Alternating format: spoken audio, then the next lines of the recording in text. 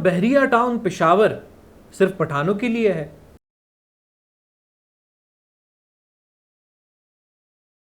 बिस्मिल्लाहिर्रहमानिर्रहीम। अस्सलाम वालेकुम नाजरीन, एतमाद इंटरनेशनल की जानिब से मैं हूं आपका होस्ट शवाल अमीन। मैंने आपसे सवाल किया कि क्या ये सोसाइटी सिर्फ पठानों के लिए है। ये सवाल बहुत सारे लोगों का होता है और पेशावर जब लोग नाम सुनते हैं तो कैपिटल ये कंसिडर किया जाता है केपीके का। अब दारुल हुकूमत है तो लोग कहेंगे कि पेशावर यानी पठानों का कैपिटल यानी केपीके का कैपिटल है, तो उसके बाद ये पठानों के लिए सोसाइटी है। नहीं, ऐसा नहीं है। ऐसा क्यों नहीं है, इसकी वजह मैं आपको आज इस वीडियो में बताऊंगा। क्योंकि हम देखते हैं कि पेशावर एक ऐसी जगह है, एक ऐसा मकाम है जहाँ पर आप जाते हैं तो कुछ इलाकों में जब आप जाते हैं आपको मिनी पाकिस्तान वाली फील आती है। वहाँ पर सिख कम्युनिटी बहुत ज़्यादा आबाद है, वहाँ पर पंजाब कम्युनिटी आबाद है, वहाँ पर जो है हर किस्म के वो लोग आबाद हैं जो कि उस शहर के अंदर अपना कारोबार कर रहे हैं। एक तो ये पेशावर की एक बात हो गई कि पेशावर में कितने क्या सिचुएशन है। लेकिन अगर हम ओवरऑल बहरिया टाउन की बात करें तो बहरिया टाउन एक ऐसी सोसाइटी है जिसने एक ऐसा नाम बनाया।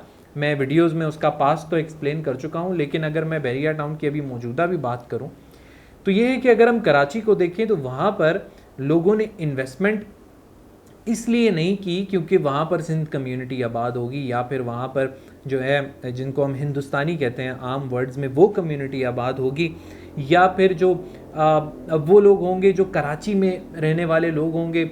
ऐसा नहीं है। उन्होंने वहाँ पर इन्वेस्टमेंट नहीं की। सिर्फ ये नहीं है कि अगर लाहौर का बहरिया टाउन है तो लाहौर के अंदर पंजाब के लोग होंगे। इन्वेस्टमेंट एक ऐसी चीज़ है कि अगर आप सोचते हैं कि आप एक सोसाइटी के अंदर इन्वेस्ट करते हैं, आप उसका नाम देखते हैं सबसे पहले। ये बहुत एक श्योर शॉर्ट बात है कि अगर एक ब्रांड है, लोग उस ब्रांड को देखते हैं। तो अगर आप ये सवाल करते हैं कि ये सिर्फ पठानों के लिए, ऐसा नहीं है। मैं अगर आपको बताऊं ये ऑथेंटिक प्रोजेक्ट क्यों है, अब ये सवाल आता है। वजह ये है, बहरिया टाउन रावलपिंडी, बहरिया टाउन कराची, बहरिया टाउन लाहौर, बहरिया टाउन इस्लामाबाद यानी कि बहरिया इनक्लेव जिसको कहते हैं।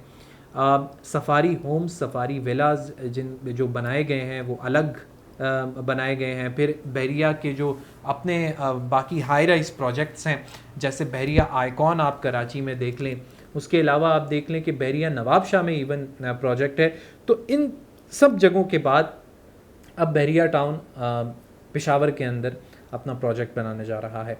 ये बहुत बड़ी नौइयत का प्रोजेक्ट होगा। इसके बारे में मलिक रियाज साहब जो कि इसके फाउंडर हैं, उन्होंने ये कहा है कि इसके अंदर वो प्रोजेक्ट्स बने जो आज तक पाकिस्तान में बने भी नहीं हैं। जैसे कि अगर मैं आपको मिसाल दूं, कराची के अंदर इंटरनेशनल स्टैंडर्ड्स के प्रोजेक्ट्स बने हैं। जैसे मैंने बात की बहरिया आइकॉन जो कि पाकिस्तान की टॉलेस्ट बिल्डिंग है। उसके अलावा वहाँ पर आईफल टावर, वहाँ पर जो लाहौर में आईफल टावर, फिर उसके अलावा जो अहराम मिस्र के तर्ज पे जो चीज़ें बनाई गई हैं वो आप देख सकते हैं। आप सबसे बड़ी मस्जिद देख सकते हैं जो लाहौर में मौजूद है। आप मतलब कि लैंडमार्क्स तो बहरिया टाउन की एक पहचान है। फिर आप रावलपिंडी की तरफ आएँ तो वहाँ पर भी आईफल टावर का एक प्रोजेक्ट जो सबसे पहले बनाया गया था वो रावलपिंडी में था, जहाँ पे एक टूरिस्ट स्पॉट उसको कंसिडर किया जाता है। उसके अलावा जो उसका जो स्टैचू ऑफ लिबर्टी है उसको भी एक टूरिस्ट स्पॉट कंसिडर किया जाता है। तो ये चीज़ें तो बहरिया टाउन की एक पहचान है कि बहरिया टाउन तो ये बनाता है। तो आप सोचें कि पेशावर की आवाम के लिए और पाकिस्तान की आवाम के लिए वहाँ पर इन्वेस्टमेंट के बाद ऐसे प्रोजेक्ट ज़रूर मिलेंगे देखने को। ये सिर्फ बताने का मकसद ये है कि जब ऐसे प्रोजेक्ट्स बनते हैं तो इंटरनेशनल स्टैंडर्ड पे बनते हैं। अगर इंटरनेशनल चीज़ों को टारगेट किया जाता है तो वहाँ पर ओवरसीज़ का क्लाइंट भी आ जाता है, ओवरसीज़ इन्वेस्टर्स भी आ जाते हैं। इंटरनेशनली कोई चीज़ रिकग्नाइज हो जाए तो आप ये समझें कि इंटरनेशनल मार्केट में उसका नाम बन चुका है, जो कि बहरिया टाउन का है ऑलरेडी।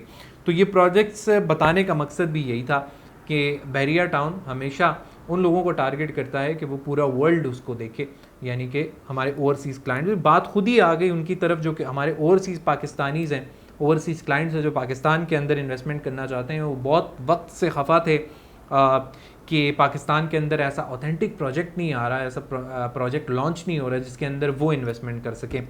बहुत सारे ऐसे प्रोजेक्ट्स, क्योंकि एतमाद इंटरनेशनल उनको डील करता है, और आपको रिकमेंड भी करता है, लेकिन अगर मैं सर फहरिस्त कहूँ तो वो बहरिया टाउन का प्रोजेक्ट है। और ओवरसीज़ को मैं अल्फन कहता हूँ कि ये रेट्स जो आज 25 से 35 लाख रुपए अगर हैं तो ये with in a few months आपको 80 से 95 लाख रुपए के मिलेंगे, तो आपको श्योर शॉर्ट फ़ायदा तो होने ही वाला है। अब जो इसके अंदर जो एमिनिटीज़ होंगी वो इंटरनेशनल स्टैंडर्ड की होंगी, हाई टेक इंफ्रास्ट्रक्चर होगा इसके अंदर, और वो फैसिलिटीज़ होंगी जो आपने पहले सोसाइटीज़ में तो देखी होंगी, लेकिन उसका जो स्टैंडर्ड बहरिया टाउन सेट करेगा वो आपने पहले कभी नहीं देखी होंगी। अब इनके जो लोग एक और सवाल करते हैं कि इनके जो जब हम इन्वेस्टमेंट करें, जब रिहाइश के लिए हम देखें तो उसके बाद अपना घर बनाने के बाद ये ऐसे चार्जेस करते हैं जिसकी वजह से बाद में उनको प्रॉब्लम होती है, ये सवाल आता है। अब देखें, आपने घर बनाया एक जगह के अंदर, फॉर एग्जांपल आप अगर बर्मिंघम की अगर मिसाल लें, वहाँ पर मेरे कुछ 2-4 दोस्त हैं जो बर्मिंघम सिटी के अंदर वहाँ पे रहते हैं, रिहाइश पजीर हैं, वो ये गिला करते हैं कि यहाँ पर टैक्सेस बहुत ज़्यादा हैं, लेकिन साथ ही साथ वो कहते हैं हमारी इनकम भी इतनी ज़्यादा है कि वो टैक्सेस हम भर सकते हैं। अब वो टैक्सेस क्यों हैं? वो लोग कहते हैं हमें पार्किंग का टैक्स भरना पड़ता है, अगर हम नॉर्मली सिटी के अंदर ट्रैवल करते हैं हमें पार्किंग का टैक्स भरना पड़ता है, हमें डंपिंग टैक्स भरना पड़ता है, जो कि वो कचरे को आप उठा के वो डंप किया जाता है उसका भी टैक्स भरना पड़ता है, हमें पर मंथ जो है हमारा हर चीज़ का जो कि बेसिक नेसेसिटीज़ फराहम की जाती हैं उन पे हम टैक्स देते हैं। लेकिन वो साथ ही साथ ये भी कहते हैं हमारी इनकम इतनी है हम वो टैक्स दे सकते हैं, अगर हम वो ना दें तो हमें ये सहूलियात नहीं फराहम की जाएंगी।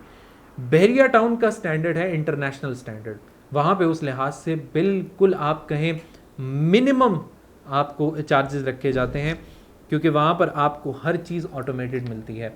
आपका जो डंपिंग है वो वहाँ पे आपके कचरे की हो जाती है, आपके घर जब आप घर बनाएंगे वहाँ पर आपका जो है वहाँ पे इलेक्ट्रिसिटी जो है उसका आपके अपने ग्रिड स्टेशंस होते हैं, उसके बाद वहाँ पे लोड शेडिंग का बिल्कुल भी, जैसे कि अभी आ रही है 18 घंटे तक लोड शेडिंग पहुँच गई है पाकिस्तान में, वो बहरिया टाउन में नहीं होती। और उसके जो कुछ चार्जेस हैं आपको पर यूनिट वो पे करने पड़ते हैं, जो कि बिल्कुल भी इतने नहीं बनते कि आप वो अगर आपको सहूलियात फराहम की जाती हैं तो वो उसके चार्जेस होते हैं। तो ये है कि वो बिल्कुल नॉमिनल होते हैं, और वो आपका पर मंथ आपको वो बहरिया टाउन जो है वो इस तरह का प्लान बनाता है कि वो आपको फील भी नहीं होने देता। ये चीज़ें हैं, कुछ सवालात थे जो कि लोगों के आते हैं बहरिया टाउन के बारे में। तो आप यहाँ पर रिहाइश के लिए और इन्वेस्टमेंट के लिए, और डीलर हजरात को भी मैं कहूँगा कि अगर वो इसमें इन्वेंट्री लेते हैं, हर किस्म के लोगों के लिए इस सोसाइटी के अंदर फ़ायदा है। उम्मीद करता हूँ आपको इस वीडियो में सारे जवाब मिल चुके होंगे। इंशाल्लाह जब इसके रेट्स रिवील होंगे, हमने आपको अप्रॉक्स जो लिमिट है वो तो बता दी है, लेकिन जब इसके रेट्स इंशाल्लाह रिवील होंगे तो वो भी हम आपको बताएंगे बहुत जल्द। आपका वीडियो में रुकने का बहुत शुक्रिया, अपना बहुत सारा ख्याल रखें। अपने होस्ट शवाल अमीन को इजाज़त दीजिए। अल्लाह हाफिज़।